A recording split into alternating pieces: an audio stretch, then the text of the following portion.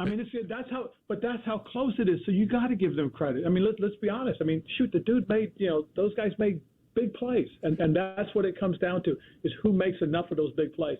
We dropped a couple interceptions too. I mean, we were in position, and unfortunately we didn't execute when we had the opportunity. But again, our guys are playing hard, they're resilient. And I did say this a little bit, not necessarily an excuse, but it's just, to me, it's part of what's happened. Our guys played their butts off for 4 weeks to put ourselves in this position. And I appreciate the effort they gave us. But honestly, I think we were a little wore down. And we did everything we could to make it a great game, to give us an opportunity and restore the rivalry that is Washington-Dallas. Welcome to Beal. Gets open for three. Dagger! The kick, and here it comes. Swing and a miss! And a World Series Game 7 winning Curly W is in the books. Washington Capitals are the 2018 Stanley Cup champions. You like that? You like that? I like that. You gotta like that, right? My approval ratings keep going up. Sorry to keep you waiting. Complicated business.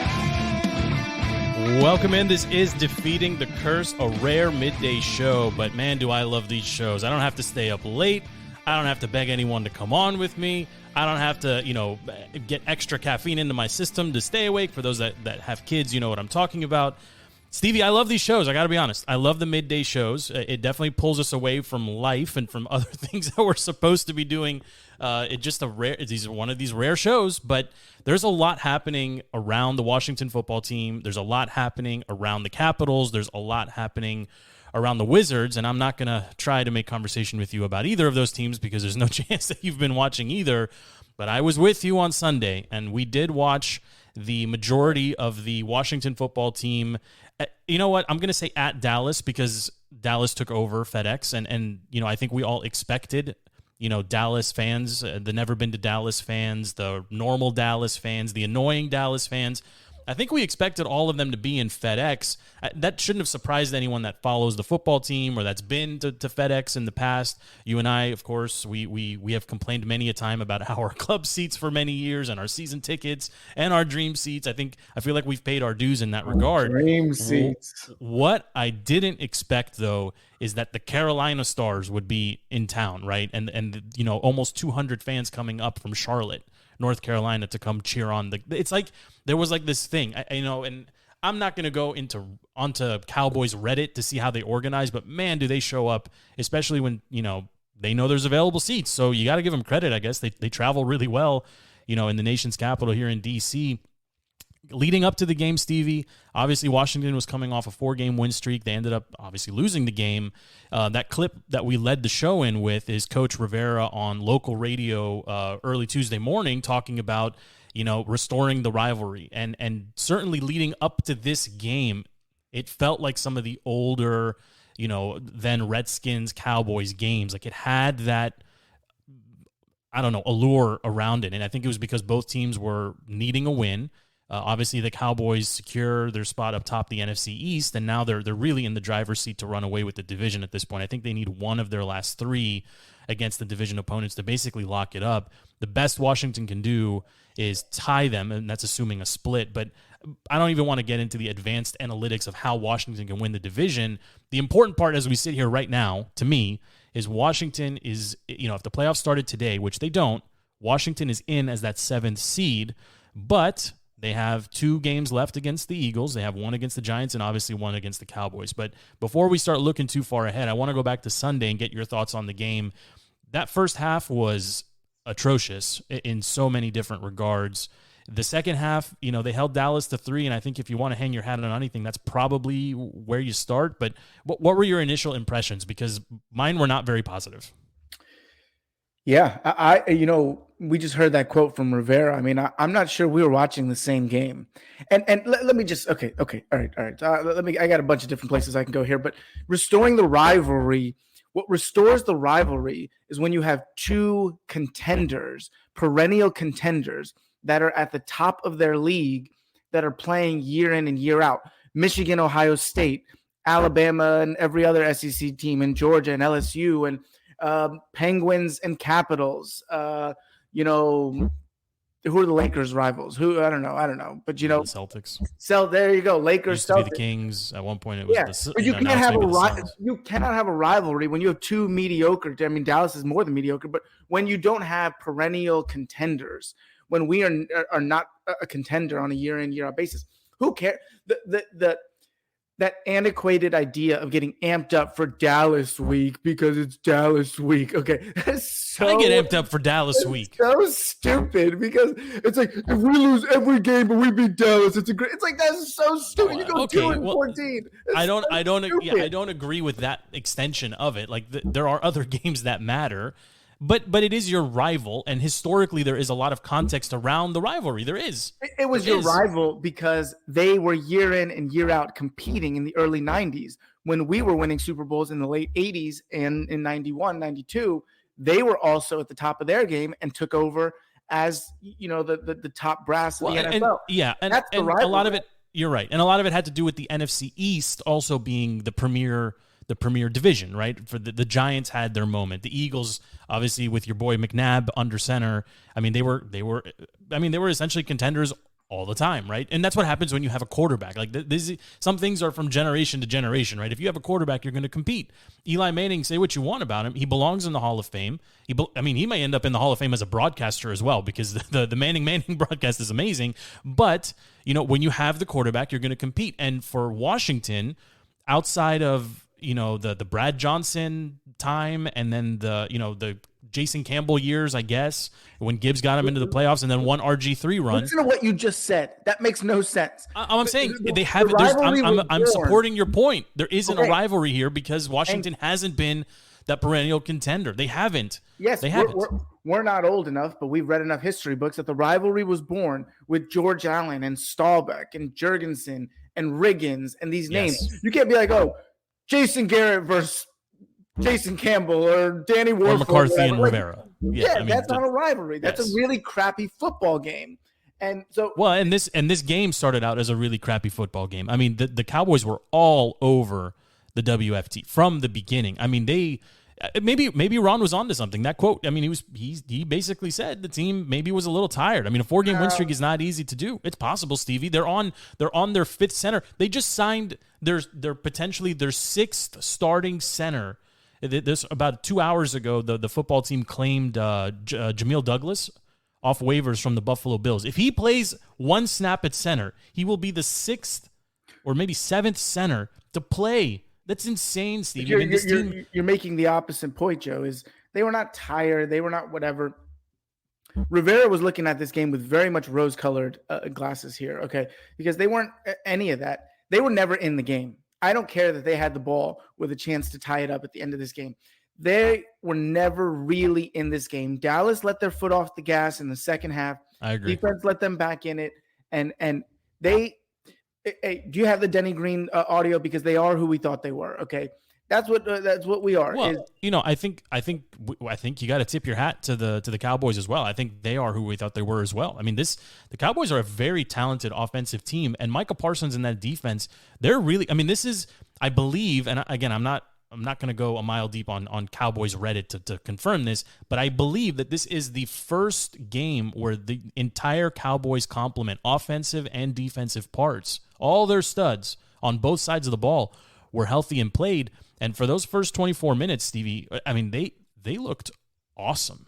Well, they looked just, I mean, that defense had no gaps. And part of that too is Washington struggles. And you mentioned this last week, the receivers struggled to get separation. We can talk about Taylor and his noodle arm and his inability. I mean, it's almost laughable that he was telling Terry on a scramble to go deeper. Like, if anything, he should be doing the other motion, like come closer, right? Like pick up football on the street. Like he can't get it there. The ball's always late. It's always high. And I don't want to talk about that at length, but the Cowboys, even without Tony Pollard, they looked, and even, I mean, Zeke had 40 yards rushing. Like Zeke is not who. It sucks. I mean, at this point, he's a shell of himself. But between CeeDee Lamb and Amari Cooper, and by the way, the Cooper chants are super annoying. Michael Gallup, had a 50-yard bomb called back. They have a ton of offensive firepower, And I'm actually surprised that they only gave up 3 points, that the football team only gave up 3 points in the second half. Well, you highlighted that side of the ball. I was much more struck by the other side of the ball. And, I don't want to talk about Taylor because any quarterback under that type of duress is not going to succeed. I mean, we've seen it with Brady against the Giants in those Super Bowls. And when you got guys coming at you like that, the way Randy Gregory, DeMarcus Lawrence, and Micah Parsons were coming at you, you had no time.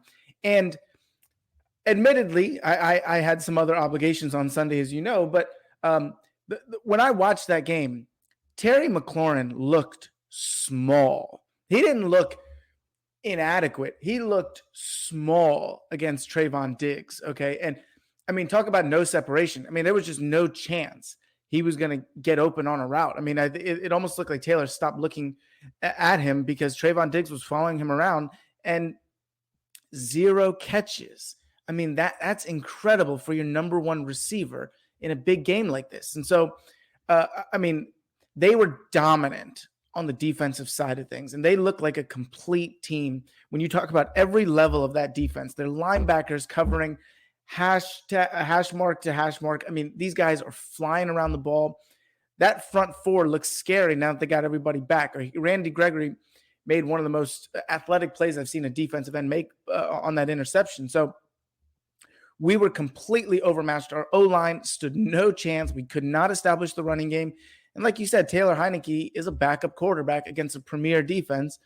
We were never in that game. And so what I want to tell Mr. Rivera, with all due respect, is, hey, we're a mediocre football team. And obviously he can't admit this in a press conference. We're a mediocre football team that's hanging on. And the best case scenario for this season right now is we hang on to that 7 seed, get blown out in the wild card of the playoffs, and cut our losses and have a lovely win. I'm happy that you're on that.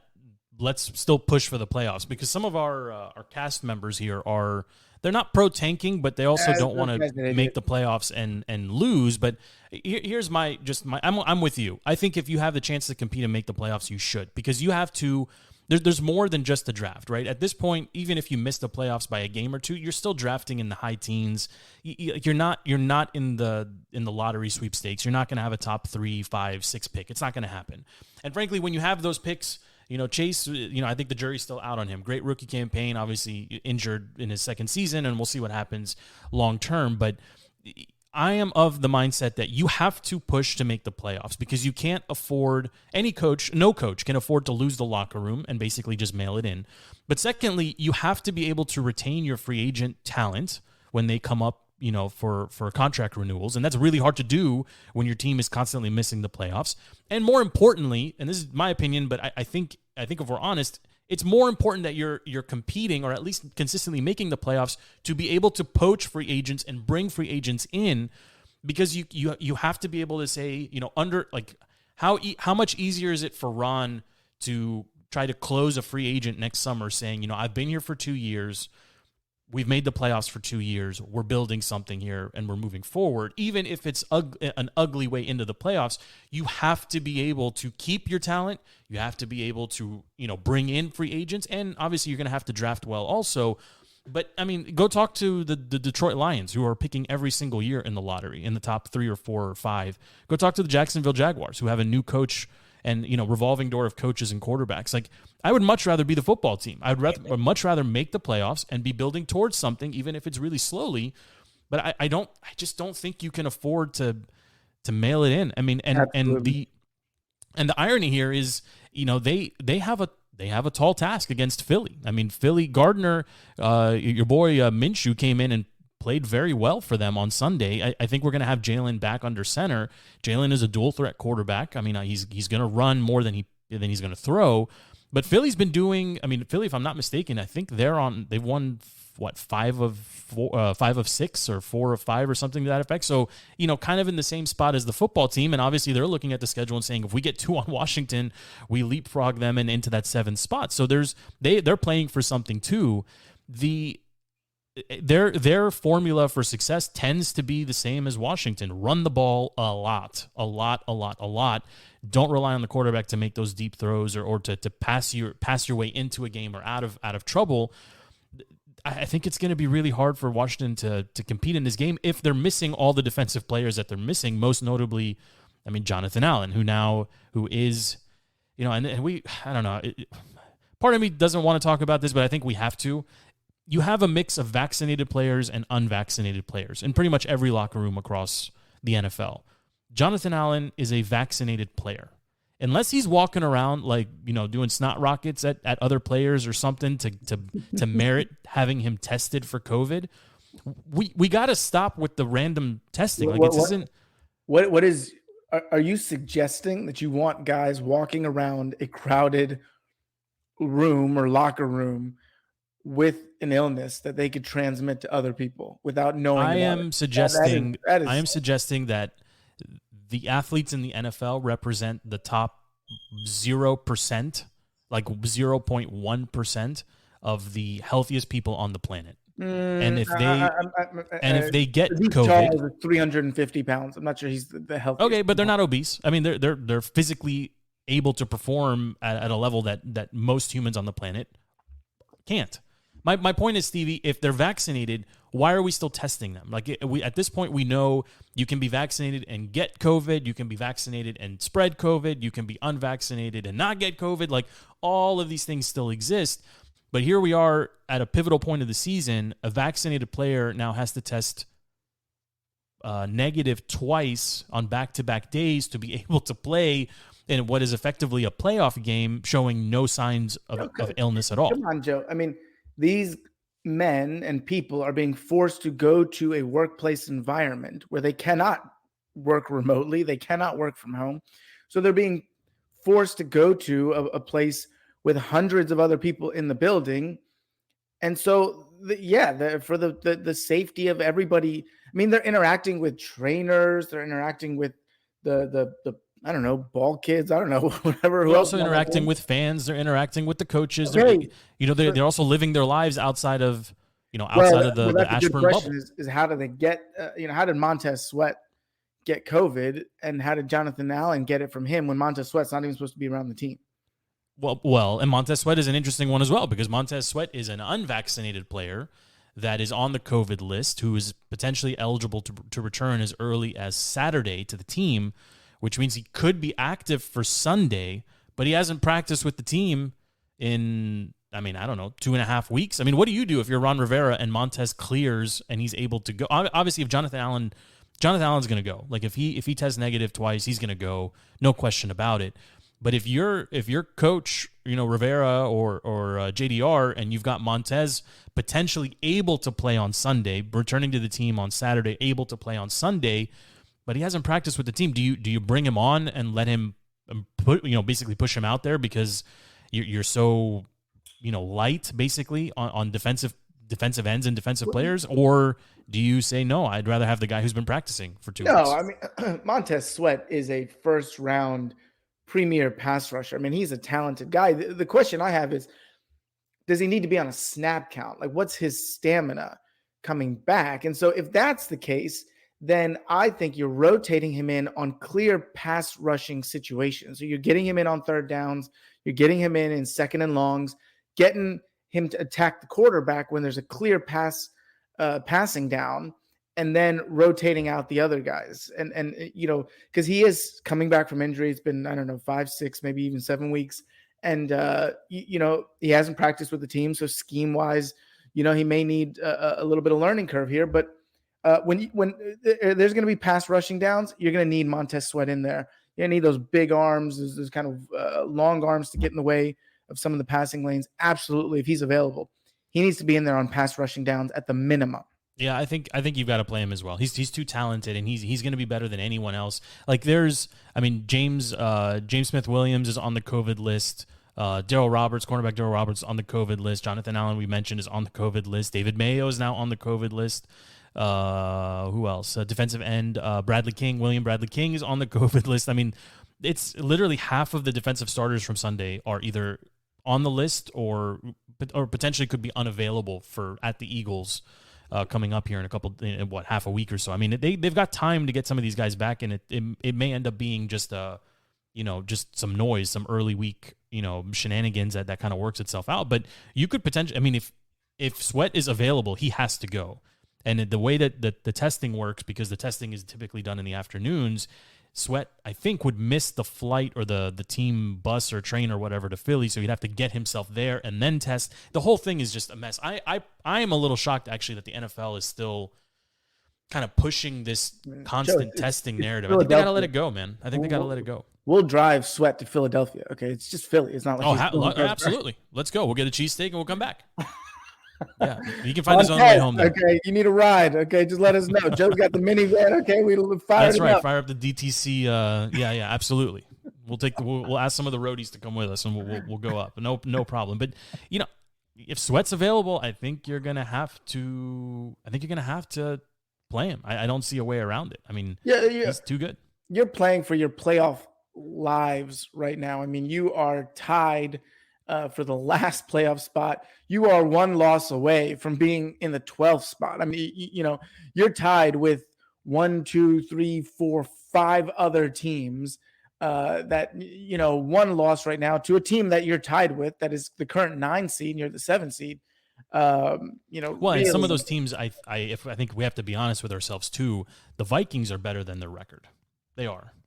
They just are. I mean, Dalvin Cook is an animal. Say what you want about Kirk. I know he for some reason that team can't close out. Kirk can never close out. It's their coach. Yeah, it's probably the coach too. But the Vikings, they're a better team as constructed today. They have better receiving options, better running back options, better quarterback play, and you could argue certainly a better defense. Although they have a much harder schedule the rest of the way, the Vikings they're a better team. They're just a better team, and they are better than right now as constructed the football team.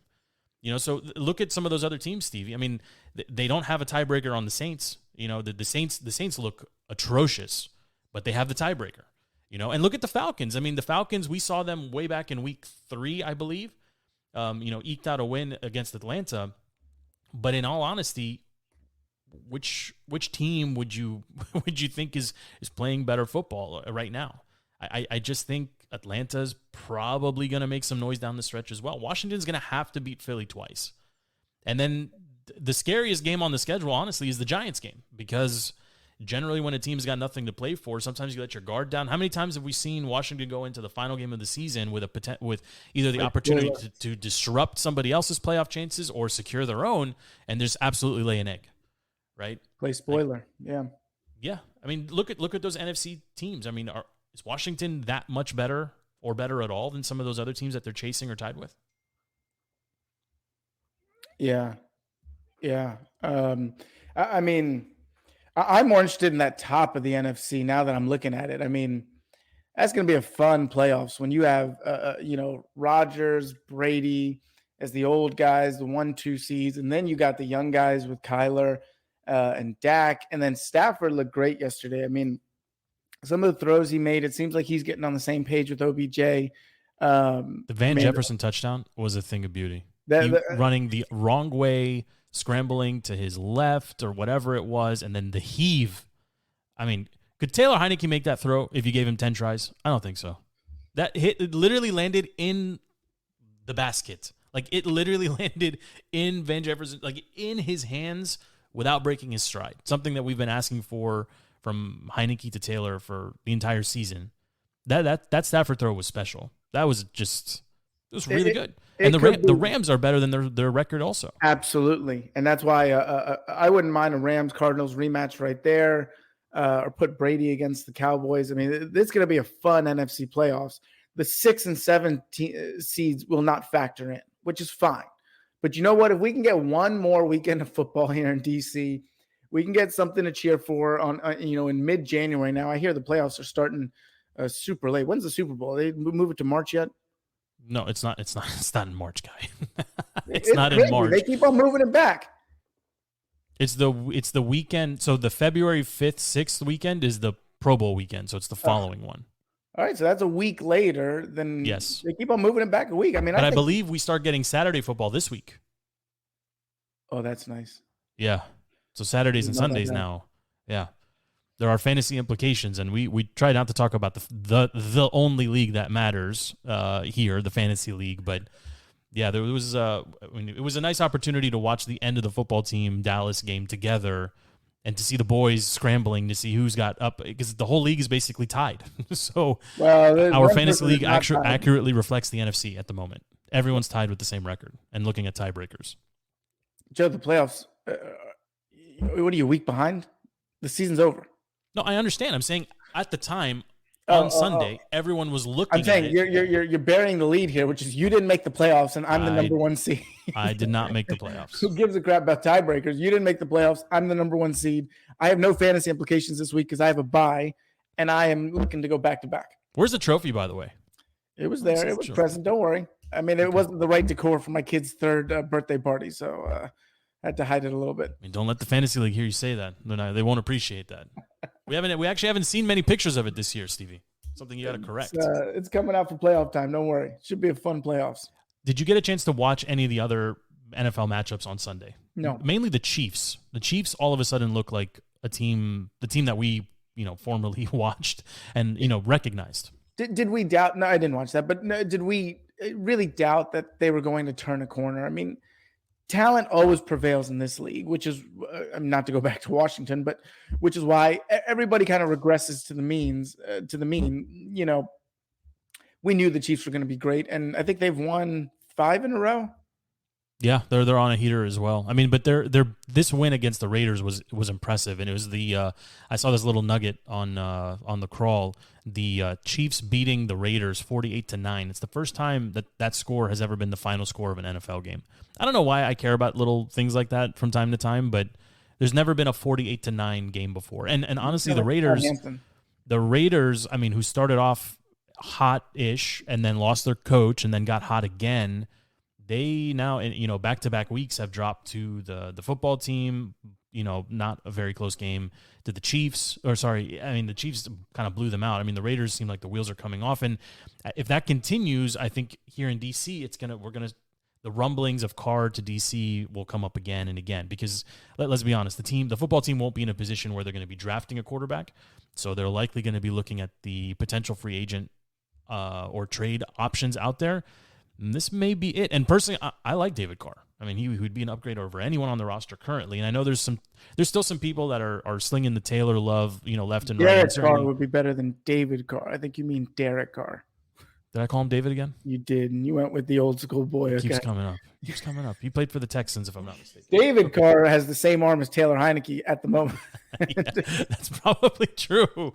That's probably true. But, to bring it back to Washington, I mean, Taylor is probably not – I can't foresee a scenario where he's the starter in Washington next year.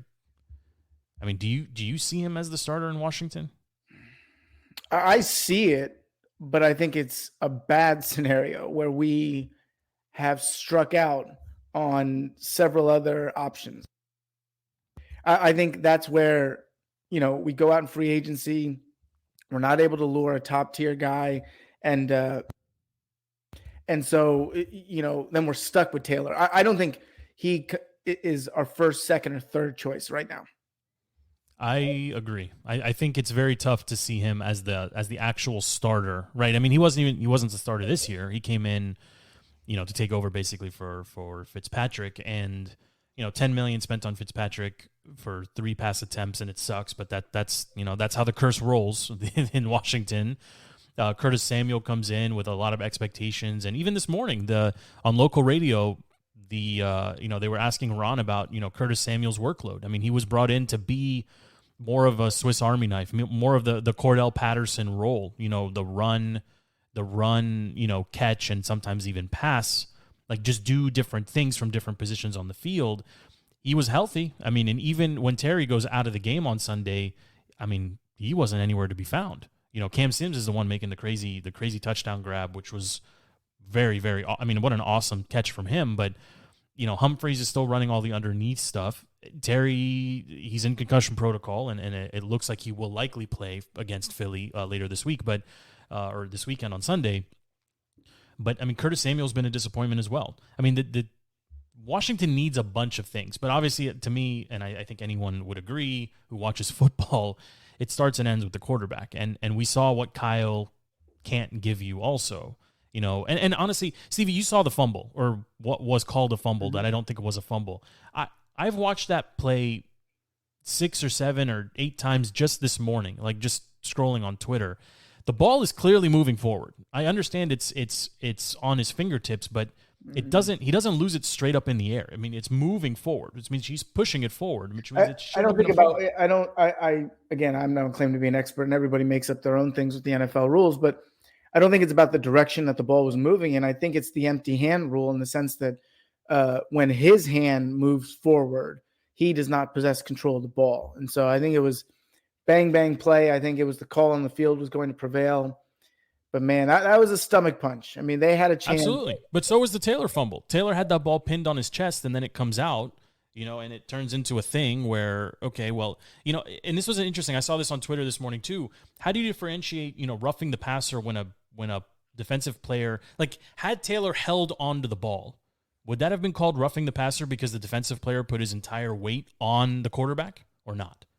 Like, how does the NFL plan to differentiate between whoever falling on a defensive end falling on a quarterback and causing a fumble versus if Taylor holds on to it, it goes 15 yards the other way? Like, I don't understand that rule either. Like, I don't know. It's some of these things, and Ron alluded to it too. Like, they don't make you happy. They make you annoyed. Probably is the best word or most polite word about it. But that those two plays are not the reason that the football team lost. Exactly. That's not why they had no answer for Micah Parsons at all. Exactly. Micah was both somehow blitzing off, like straight up the middle and getting sacks, off the ends and getting pressure, and then falling back into coverage and almost having interceptions. I mean, I don't know. He kind of reminds me of like a younger Ray Lewis, maybe. Let's slow your roll a little bit there, Joe. Okay. I'm trying to think of another linebacker who is that versatile to go, center pressure, edge pressure, and then potentially fall back into coverage and actually make, meaningful plays. Can you think of one? Who I love, R.I.P., Derek Thomas. Derek Thomas is a good one, yeah. Derek Thomas was screaming off that edge, but he could also cover. Like London could do 2 of those 3, right? He could never drop back into coverage. If you're gonna drop London, I'll drop you some Wilbur Marshall. Okay, if we're going. I'm just saying, like in DC, like I was really trying to think hard about like the last time we had a linebacker that really could do that. Cover 15, 20 yards down the field, be an edge rusher when needed and also blitz up the center. There's only a handful maybe in the whole league that can do that. On the current construction of the football team, the closest player you have to be able to do that, ironically, is Landon Collins. Well, I mean, we had a guy that could do all of that. He played free safety in his number 36 and 21. Okay, so 21 forever. Hey, speaking of departed NFL players, I don't know how to segue. It's an interesting segment we're in here, but go ahead. I just rewatched that Netflix special on Aaron Hernandez. You ever seen it? I did. Miami Killer. Dude, freak. Yes. That is wild stuff, man. How much of his craziness was due to Tim Tebow being his quarterback at Florida? Dude, no, man. Tebow, Urban Meyer, they were trying to put him on the straight and narrow, man. But that guy was wild. Absolutely wild. Yes. He just never, and I don't buy the CTE stuff in his case. And I know they tried to make it about that at the end of the show. I absolutely believe CTE affects many, many NFL players and makes them do crazy things. That's not question. Junior Seau is the one that comes to mind. Absolutely. But, man, he was into some bad stuff. And Stevie, we grew up in an era where the NFL sold like VHS and DVDs of the biggest hits in the NFL. Mm-hmm. Right, that's the era. That's the era. That's what brought us into football. It was never the offensive showman, right? Like that's where the league is now. But once upon a time, it was about big hits and collisions and the violence of the game. That's actually what pulled us in, right? Well, what's funny is I was just thinking about this.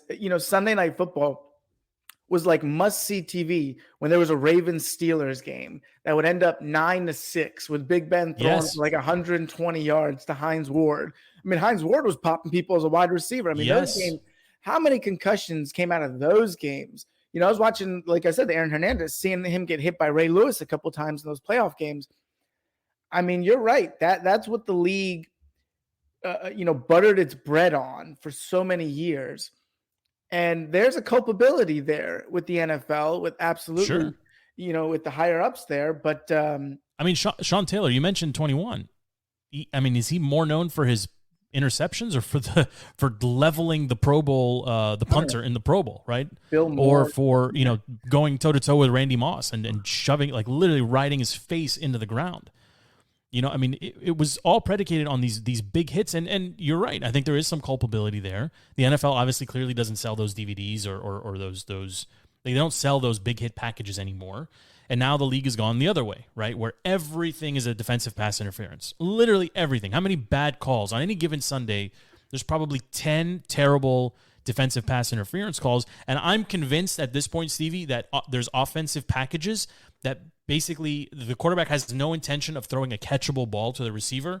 The play is receiver go as far down the field as possible, initiate contract, and fall over and complain because the refs are going to throw the flag based on how the rules are structured. Well, to say the league has gone the other way, I for the life of me, with all of modern technology and everything we got, don't know why we have not been able to introduce new equipment, new helmets. And I think they're out there. And I believe that, the technology has been created and that we have modern gear that can protect against concussions and major injuries. I think the NFL, I don't know, something, whether it's more expensive, whether it's, bad for the game, whether it's bad for the quality of the play, it's heavier, it'll slow down the play. I don't know what it is, but it's archaic, where we're at right now. And, but the helmet technology has come. Like they have the inflatables now for guys that, if you remember, Jordan Reed actually had one of those helmets. It made his head look like a fat head, but he would put the helmet on and then they would pump it up basically to not extra cushion. Yeah. I mean that you're right. I mean the league has progressed in that regard, and obviously they're funding a lot of the research now into helmet technology. But the league seems to be losing players that we grew up watching or like that were younger than us. Like Demaryius Thomas passed last week. Demaryius Thomas. I didn't go too deep into the story, but the love that he's got, like the love for him in the Denver community. My wife is from Denver. Like the Broncos are a beloved franchise, or one of the legacy, franchises, multiple Super Bowl wins, obviously. To see the pictures and the stories coming out about all the stuff that Demaryius did, like for him to die at just such a young age, it's a shame. And he, his career ended very abruptly. I think he was lastly a member of the Jets, if I'm not mistaken. I think he retired from the league as a Jet. But these things happen, and it's the toll that this game takes on. Jordan Reed was trying to, make it back onto a roster yet again, and basically his agent dropped him. His family was ready to disown him. And he's, it's people, like players have to.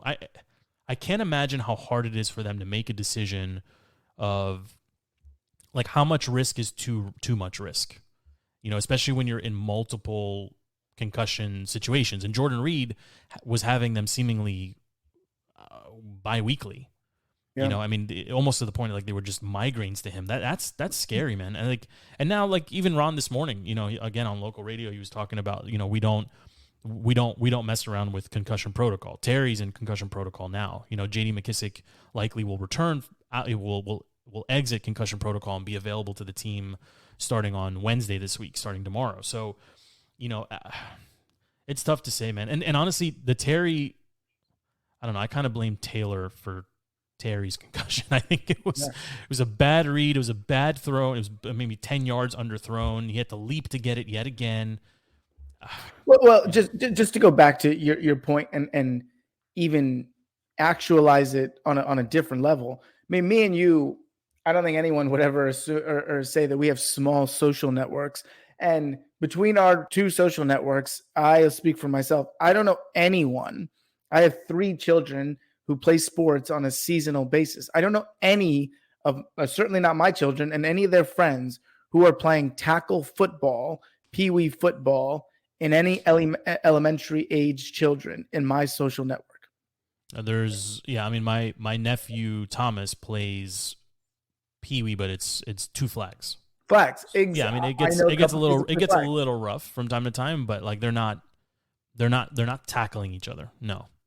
But this whole generation, Stevie's going to end up not learning how to tackle properly, right? And eventually, it's fundamentals, right? Like, there's a whole generation of NBA players, right, that all think that they're point guards and dribble and fancy dribbling, whatever. They can't make free throws, right? It's either they can hit 3-pointers and they can dunk, but they can't make free throws, right? I mean, doesn't the NFL risk the same, that you end up with players that are even lousier at tackling, that are going to be even more susceptible to injury? Well, unfortunately, I think the NFL has a talent pool that they're pulling from lower socioeconomic status areas, where they are pulling these kids off the street.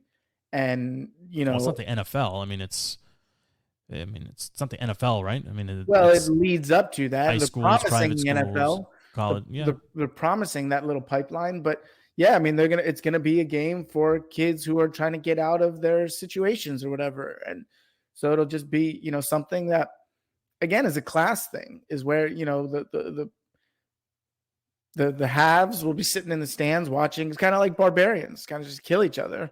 Until, and I hate to say this, someone dies in an NFL game.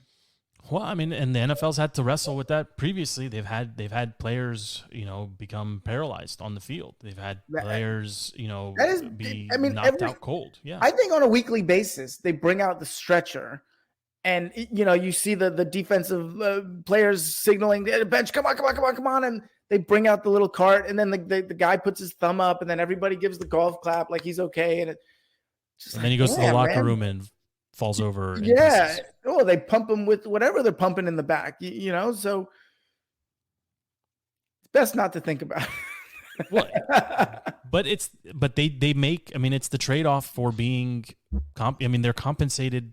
Well, exactly. No one is forced. Like royalty. It is not like a draft for the military. No one is forced to participate in any of this. So, and that's why, like, we've seen in previous years, we've seen players just retire.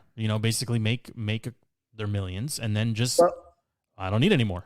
In the Aaron Hernandez documentary, Chris Borland was a linebacker for the Niners who retired after one season because he had read the research on CTE and was just like, screw it. I didn't even make my millions, but I'll keep my brain intact and go find gainful employment elsewhere. And honestly, you can't hold it against them, right? But at the same time, you look at a guy like Jordan Reed who's trying to continue to stay in the league, but the league won't let him.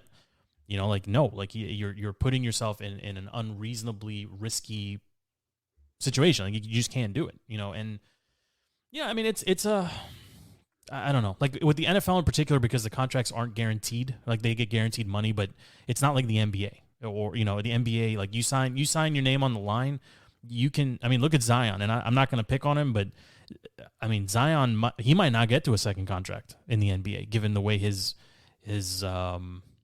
physique is changing and his, like, he's in a very tricky. Honestly, there's he put on a couple pounds. I don't know what's going on with Zion. You can Google. I'm not going to crap on him. I'm not going to crap on anybody because of their. He put on the COVID-15. Well, maybe he got COVID like 10 times or something, like, yeah, potentially. But he may not. He honestly, like, he might not get to a second contract, but it's guaranteed. What he's got is guaranteed. Even here. This is going to be. I'm going to pivot into a Wizards topic here, and I know you're not going to be able to do anything. So I'm googling Zion Williamson. So just keep talking. Yeah, maybe after that you can do a Google on Bradley Beal and see how much money he potentially will earn this offseason as a free agent. But I don't know. I'm going to assume you watched 0 minutes of the Wizards at Nuggets yesterday, and I need to get LP on a show here because. The Wizards started off super red hot, Stevie. The football team was on a downward trend. The Wizards were on an upward trend, and there was some buzz around the Wizards. Then, for some reason, everything flip-flops. The football team goes on a 4-game winning streak, and the Wizards just keep dropping games. I think they're just above 500 right now, but the Bradley Beal is I think this is it for him as a Wizard. I think Tommy Shepard and the Wizards looked at him and John Wall and said he's the better of the two options at this point in time, and they were probably right. Actually, they were right. Bradley Beal was the better player head-to-head, with John Wall coming off an injury and everything else. The thing that John Wall always had, that Bradley Beal never had, John Wall, you'd never see him with bad body language on the sidelines. He was always dapping up the players. He was always engaged in the game. He was always active in the community. Brad has tried to be that guy. He's never looked worse on the bench than he does right now. I mean, the body language is all wrong. It's definitely, I think the Wizards are punching, to start the season, they were punching way above their weight class. I mean, the minutes they were getting out of guys like Montrezl Harrell, who I love, but there's a reason why this guy is, he's undersized. He can't give you, he plays big, but he's not big. And, he's a liability, especially, and you got Gafford, who can't stay out of foul trouble. Like, the team was overperforming for sure to start the season, but you're paying Bradley Beal an insane amount of money to be your stud, to be your clear number one, which is what he wanted and what the team wanted for him, and they built this team around him. He's not giving you all-star, superstar, all-world performances right now. And when he's off, the whole team is off. Like, him and Spencer can't play at the same time. It's a very weird thing. Spencer is, who he thought he was, or who we thought he was. Like, he's going to come in and shoot, 30% from three and a little under 40% from the field. He's going to give you, 18 to 20 points. You put Beal into the mix, though. He's just, something is wrong there. And I know LP's going to disagree with me, but if you're Tommy Shepard and the Wizards, you can't pay Bradley Beal super max. You can't. He's not worth it. I know you watched. You went to a game. You went to a game a couple weeks ago, right? And I think you saw Beal in person. I did. I went to the Heat game Saturday night. Yeah. So I don't know if you have a read on this at all, but is Beal worth supermax money? No, is he Steph Curry or Chris Paul or LeBron? What I will throw back to you is that, because you follow this stuff and I don't, is all I know is that a couple weeks ago, you guys were booking tickets to the Eastern Conference Championship because they were red hot and saying these guys, rebuilt the team and, all this stuff. And now you're trying to blow things up. So, settle down a little bit, okay? Well, okay. I mean, if you're Tommy Shepard, are you maxing out Bradley Beal again? Or do you ask him to take a pay cut? How old is Bradley Beal? I can search. I want to say he's 28. Let's see. I mean, a guy like that, when he loses a step, it really affects his game. He doesn't have the size. When you look at like Jordan and those guys, when Jordan lost a step, what did he do? Turned into the post up fadeaway. That was basically the unstoppable, weapon. So LeBron. Brad is 28. He's played, yesterday was his 25th game of the season. Worst field goal percentage in 6 seasons. Worst scoring average in 4 seasons. Worst 3-point percentage of his career. I mean, this is more than a slump, Stevie. So, I wouldn't base anything off of 25 games or whatever. I would just say, how long is a max contract? 5 years, 6 years? Yeah, he would be earning upwards of $45 million if they signed him to us. I mean, that's, I don't know. I know there's some people in the chat saying, yeah, he's pay him because he's been loyal to DC. I don't know if you can pay him that kind of money because he's been loyal to DC. If he's truly loyal to DC, then you could talk to him and pull maybe, Brady. Yeah, take a little less. Yeah, for a contender. I mean, if they get back to playing the way they were playing in the beginning of the season, then I mean they are way off that form though. I think in 5 or 6 of their last 8 they've been down double digits. Like after the first frame or going into the second quarter. I mean, they're just not playing well. And I think some people put it on the coach. The coach is not creative enough. But I think also I think they just started off really hot, and that's okay. But Beal has to be able to carry you in games. Like, even if he's not going to push you over again, if you're earning supermax money, you should be able to carry the team and earn wins on your own. But even if you're not able to do that, you should be able to keep the games closer than what they've been. And I think that's the problem here. I think the Wizards have an uphill climb the rest of the way. They should still make the playoffs. I don't think they're going to be contending for anything. They should still make the playoffs. But Bradley is an interesting case, man. I honestly don't know. I honestly don't know if I would extend him. I just don't think you can. And the team on a whole, again, him and Spencer aren't playing well together. And they can't seem to get, to keep Montrez on the court. I don't know. I don't know. Do you watch? Are you so the NBA? The NBA, Stevie, usually sorry, I'm not does. LP Joe. Okay, I'm sorry. I know. I'm just here talking to myself, so I'm gonna right bring you back in. Will you watch the Christmas Day games at least? That's usually when like people start caring about the NBA. They do the marquee matchups on I was gonna say Christmas. The difference is they're gonna be head to head against NFL football because it's also on a Saturday. So I don't know. Like what's there's on the probably zero slate chance. for NBA? Give me the two top ticket games. Who are the I Lakers? think we have. I believe Bucks? the early game is. I think it's Miami at Boston, and I think the late game is the Nets at the Lakers. I believe, and I think there's one in the evening as well. Clippers at Suns or something like that. I think it might be Bucks Suns. Would that be a rematch of the finals? It would. That would be a good one. Chris Paul and the Suns are playing some spectacular basketball. I would watch Bucks Suns while doing other stuff. And while doing other stuff like watching NFL. Yeah, exactly. I put it on a little TV, and I would tune into the end of a Lakers Nets game. That'll most likely be a blowout. But you would watch any NFL game first. Oh yeah, December NFL football. Are you crazy? I'm offended. Although I kind of like the Lions. No, they wouldn't put those on the Saturday games. So the NFL's not stupid. So. Yeah, I would watch any NFL game with any type of playoff implication over the top NBA regular season game. Of course, I don't know. That's not even. You could poll the audience.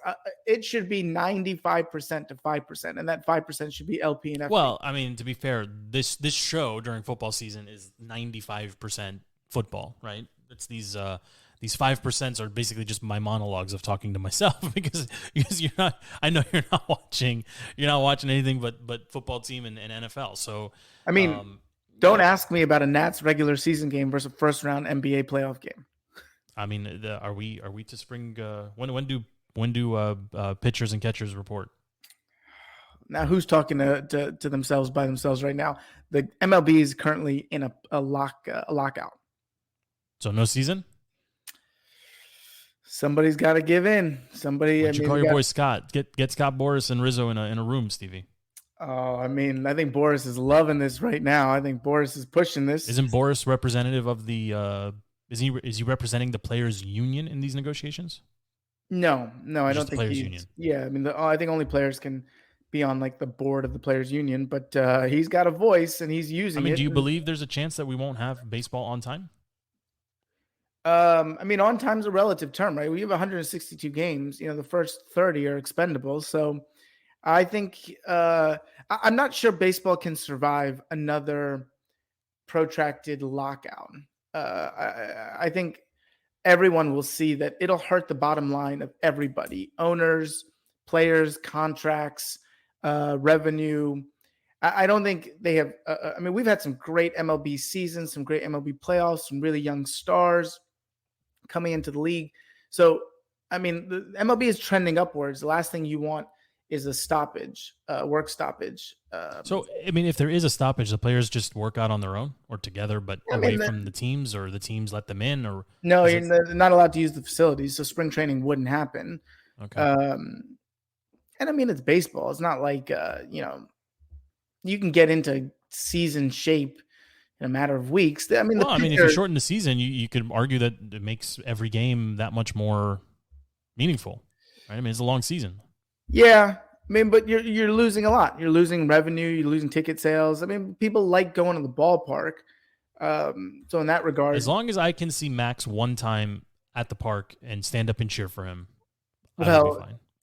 You'd probably be seeing him the second week of the season when the Mets come into town. So right now, Max is slated to start the first or second game of the Mets season against us. And then the Mets come into Nats Park the week after, which he would pitch on regular rest, either the first or second game of that series. So I mean, he should get a standing ovation. There's no question, right? I think he should retire a Nat when it's time. I mean, unless he wins multiple World Series or another one somewhere else. I mean, he's got to go in as a Nat. I'm telling you, mark my words, the Mets will rue the day they sign that contract. Why? He doesn't have enough left in the tank. He is not a premier. There was no chance he was coming back to DC. I mean, no, I didn't want him. I think he's he's lost a step. I think his arm is not what it used to be. I mean, the last two of the last 3 seasons, he hasn't been able to pitch in a World Series game. Now, granted, he was in the World Series in those seasons. He wasn't able to pitch in a World Series game because of injury or arm fatigue. Read into that. I mean, like when someone's telling you what they are, believe them. He was not able to pitch last season because of arm fatigue. I mean, he was not pitching, he was going 4 or 5 innings, even when he was pitching in the World Series and divisional. And well, he was going hard. He was grimacing. I mean, those are all things that we saw just, a million miles away on TV, but it'd be interesting. Maybe let's see if we can track down Matt. I love Matt. Love him. Let's see if we can get him, get his thoughts. I mean, he's obsessed. You got to pull him away from a Christmas buffet or something. Okay. He's busy. He's busy. He's doing stuff. It's that time of year. I don't know, Stevie. Matt loves certain things. I love certain things. I saw him briefly this past week, and I think in our 1 hour gathering together, I had like 4 hot chocolates. I can't stop drinking hot chocolate. I'm kind of obsessed with hot chocolate. I don't know what it is, and it kind of ricks me when people call it hot cocoa. I don't know why. It's just hot chocolate. I mean, you went to Enchant, I believe, last week. Did you have a spiked hot chocolate for $18 or something? I did not have it spiked. I was on full alert parent duty with strangers everywhere. So there's no spiking of anything, but I did order hot chocolate. It was not very good hot chocolate, but I drank all of my kids. Yeah.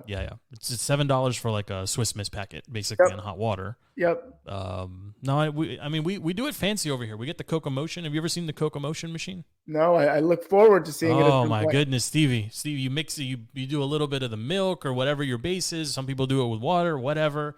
You put the packets of thing or scoops in. Personally, I add a little bit of protein in there too, just because I try to convince myself it's a little healthier that way. But all that machine does is mix it very slowly. So there's no magic behind it, but for some reason it just tastes awesome. I can't stop drinking it.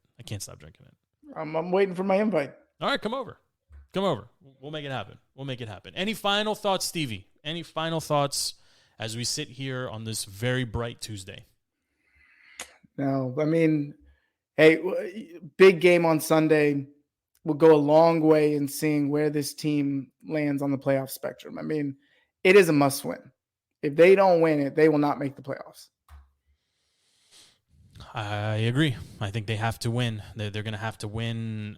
If they don't intend to beat Dallas or can't beat Dallas, they're going to have to get both against Philly. So they are in playoff mode. But honestly, they've been in playoff mode for the past month, and they've fared pretty well. I mean, they've won 4 of 5, right? So like I think they still are deserved that credit or due that credit. I mean, they've won 4 or 5. I mean, 80% over the past month or 5 weeks is not a small feat, and against very competent opponents as well. So, yeah, I'm with you. It's a must win for them. We'll see what happens. We'll see how the COVID list shakes out. We'll see how we'll see if Montez is able to go. Hopefully, Terry is able to go. JD is back. They start getting some of these pieces back. It was officially reported that Logan did tear his ACL, so he's done for the season. Officially, he was before then, but we won't see him probably until the start of next season. So we'll see, Stevie. Thank you for making time, as always, for everyone that has joined and tuned in and stayed with us. We appreciate the love. The show is called DTC, Defeating the Curse. It's available on all social media platforms and all podcast platforms as well.